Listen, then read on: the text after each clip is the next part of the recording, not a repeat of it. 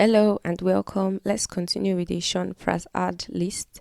And today we'll be solving the problem find all numbers disappeared in an array, which is similar to missing number which we solved yesterday. But unlike the problem that we solved yesterday, one of the notable differences is we'll be returning a list of missing numbers and the numbers range from 1 to n. Yesterday, the numbers ranged from 0 to n. All right, let's jump into it. Like yesterday, we'll be going through three different solutions, three different approaches. We won't be coding up the first because it uses a time complexity of O of n squared. And this is the most intuitive problem, the most intuitive approach rather, where we loop through the entire list.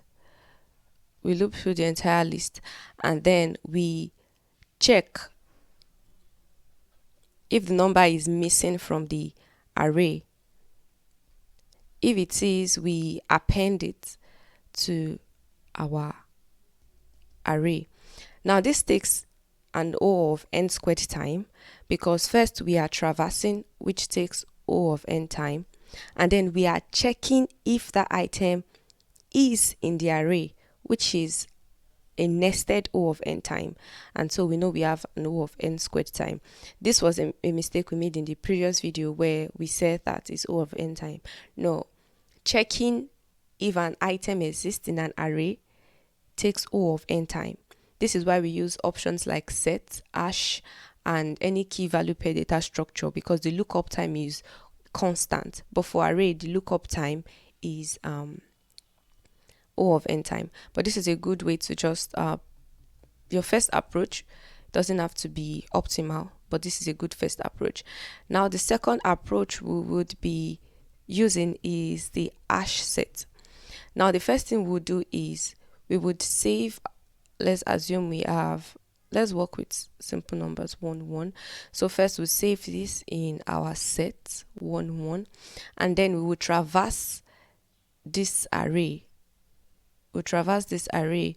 And we would check if every element in this array exists in this set. If it does, we'll just move past it, right? But if it doesn't, we are going to have a list data structure where we append missing numbers to.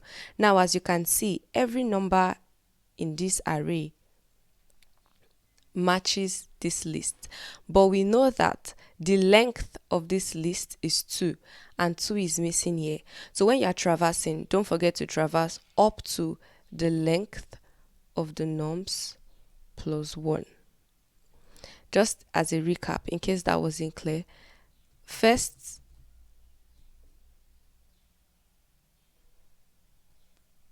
we are converting our list to a set, or rather a more appropriate word is we are saving the content, the numbers in our list in a set data structure. You can use a hash table, but I think a set is more appropriate here. Then we are traversing our array. While traversing, we are checking if every element in the array up to the length of the array plus 1 exists in our data, in our set. If it doesn't, we are appending it to our res, which is a list. I'm just saying res is just the variable, you can name it whatever you want, and then we are returning this list. Now this takes an O of n time complexity because we are doing a single loop, and lookup time for a set is constant, unlike the first approach where we are checking if that item exists in the array, and that takes O of n time, which is why we had O of n squared time operation. But in this instance, we are checking a set which has O of 1 time lookup time. So all we are doing is O of n time operation, but our space complexity is O of n because we are using an extra set. We're using the set data structure. The list does not count as extra space because it's the output memory, but we are saving the entire values that were given in a set, which is why the data structure, the time complexity and the space complexity is going to be O of n. Now, can we do better? Can we maybe do this in O of 1 time? Yes, we can. Yesterday we looked at the sort method. We used a cyclic sort, and then we traversed that list, and any guilty culprit that is not in the array, we added it to the rest list. Now this takes an O of n time and an O of 1 space complexity. We don't use that much space. The first is because we are sorting, we are looping through. This is O of n, and then we are traversing that list, which is O of n.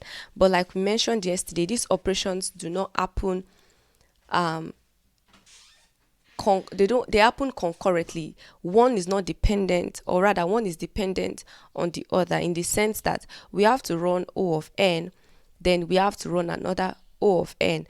So basically we are doing an O of 2n, which is basically O of n. We are not nesting these operations. That is why we don't have an O of n squared operation, because we are running them simultaneously, one after the other. Please look out for my video where I explain calculating time complexity, the exponential time complexity, the nested time complexity. Is going to really it's going to be helpful in analyzing the runtime of our operations. And when that comes up, I'll link it in the description below. And we're going to be using a sort method. This is a cyclic sort that we also used yesterday. That is what we're going to be reusing. Let's assume we have a list 4, 3, 2, 7, 8, 2, 3, 1. We'll be running a cyclic sort on this operation. That is where we are sorting it in place, so we won't use any extra memory like that. So once we run the sort, we are going to have a 1, 2, 3, 4, 3, 2, 7, 8. And then once we have this, let me make more room for us. So our initial array is 4, 3, 2, 7, 8, 2, 3, 1. After our sort, we have 1, 2, 3, 4, 3, 2, 7, 8. Now then we're going to run a traversal on this array, and we are comparing. Arrays are 0 index. So this is 0, 3, 4, 5, 6, 7. Then we are going to check, does this index, that's 0 plus 1, does it match the value at this index? Does it match 1? If it does, this is a big check. If it doesn't, we're kind of like moving through up till we get to this one where we can clearly see that they don't match. So we are doing, okay, this is index is 3 plus 1. Does it match 4? Yes, it does. This is the one that clearly doesn't match. Pardon me. So this is index 4 plus 1, which is 5. However, the item at this index is 3. So we know that the missing value, the guilty culprit, is index plus 1. And this is what we're going to be running through. Now let's jump to the code. But as always, if you have understood it, now might be a good time to try to practice it by yourself. If you haven't, you still need to go back and understand the explanation to a certain level before attempting to code it up. All right, let's jump into the code now. So the first approach we'll be trying out is, we won't be trying out the brute force approach because that's going to lead to a runtime time limit exceeded error. So we'll jump right to using the set value. So I'm just going to call it nums set, and we're going to add all the values in the nums into this set. This is how we do it in Python. You might need to check with your language how it's been done. And then we have our list that we are going to append the missing numbers to.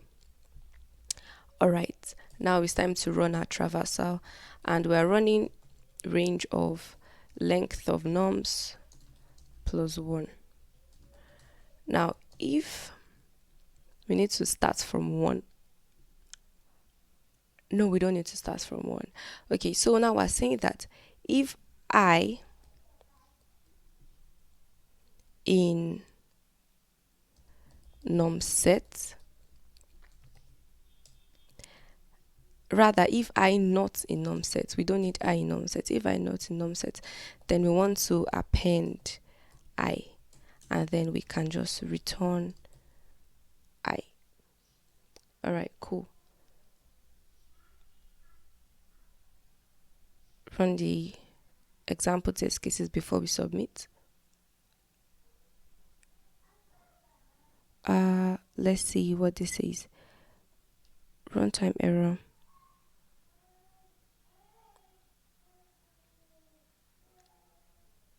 Where is this error coming from? Oh, we're not returning I, we are returning the result. Okay, silly catch.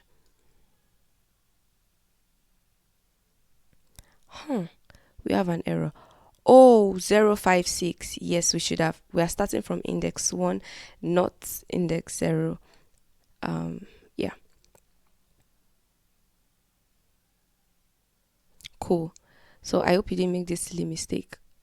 We are not starting from index 0, or we are not including 0. We're including 1. We're starting from 1 to n, as you can see in the question. So that was a silly catch. I hope you didn't run into that. And this is the brute force approach, where the time limit exceeded error. So yes, we won't be trying that, but you can give that a spin locally with your different test cases and see that actually works. Now let's do the cyclic sort. It's going to be similar to what we had yesterday, where we are, okay, let's just reset this. I think we've already reset it, but for some reason the indentation was wrong. Now while I is less than, so we're starting from the first index, right? And while we are inbound, we want to find the appropriate index for each value. So let's give an example. I'm going to have a video up for cyclic sort, so please look out for that in case this is not too clear. So this is 4 3 2 2 7 8 2 3 1. So this is the first index, right? The first index is 0. Now we want to look for the appropriate index. So now the appropriate index is nums of I, which is 4, minus 1, which is 3. So we know that this number 4 is supposed to be at index J. If you count 0 1 2 3, it's supposed to actually be at this position that 7 is. Now we're going to be saying that because it is possible that the actual number is at its actual index. So if nums I is not equal to nums J, like what we currently have, where index 4 is not at its correct index, it ought to be at this third index 7, we are going to swap them. So we're going to swap nums I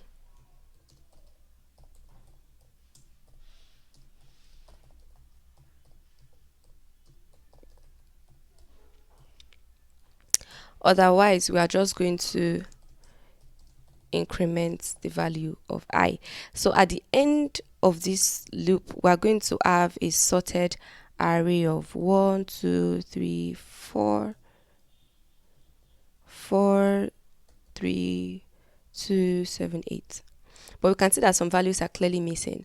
So what we're going to do now is that we are going to loop through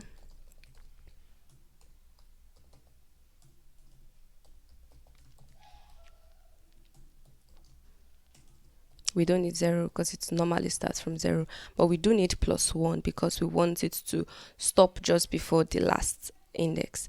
So we're looping through 0 to 9, but we know that 9 will not be included in this context because range will always stop the number before the last number. So that is why we have to include 1, because if we don't include +1, it's just going to is not going to include the last number, and we know that the last number needs to be included in our list.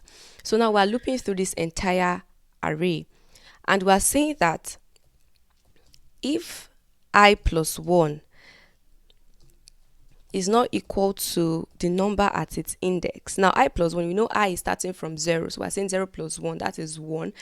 That is the index. We're basically incrementing the index to mimic starting at one index, whereas the way it functions, it's that it starts from 0 index. So I is going to start from 0, but we know that 0 is not going to be included because the range is from 1 to n. So we're saying that if I plus 1 is not equal to the number at its index, kind of like what we showed here, 0 plus 1 is always going to be is equal to 1. 0 plus 1, this index is 0, right? And we're incrementing it because our problem starts from 1 to n. So we're incrementing it by 1 and it does match. But when we go over to this place at index 5, it doesn't match. It's returning 3, whereas we really need 5, but it's storing 3. So we know that 5 is missing. Now, if it is not equal, then we can just append I plus 1.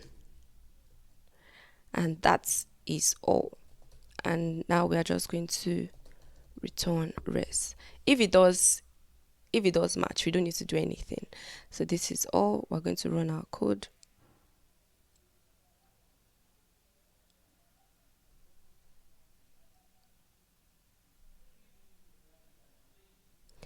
Okay, this is not going to work. We're going to get a time limit error because we're not incrementing I is not supposed to be incremented by 1, not 0, because then it's not moving.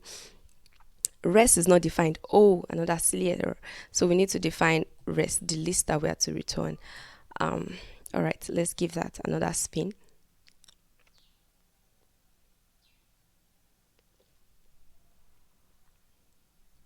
If I plus 1 is not equal to nums I, we are running into a list exceeded error.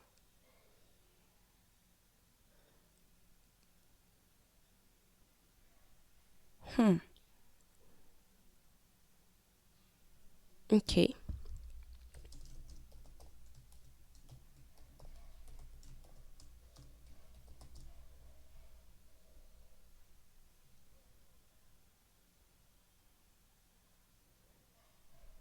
All right, so we have to check that this is actually in bounds because it's possible that it goes out of bounds since we are incrementing I up to plus 1.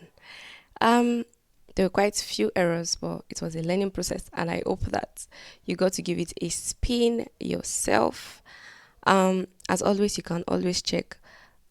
Oh, wow, we're here. You can always check codes that have been written better or has a better runtime than yours. It's always a good way to learn.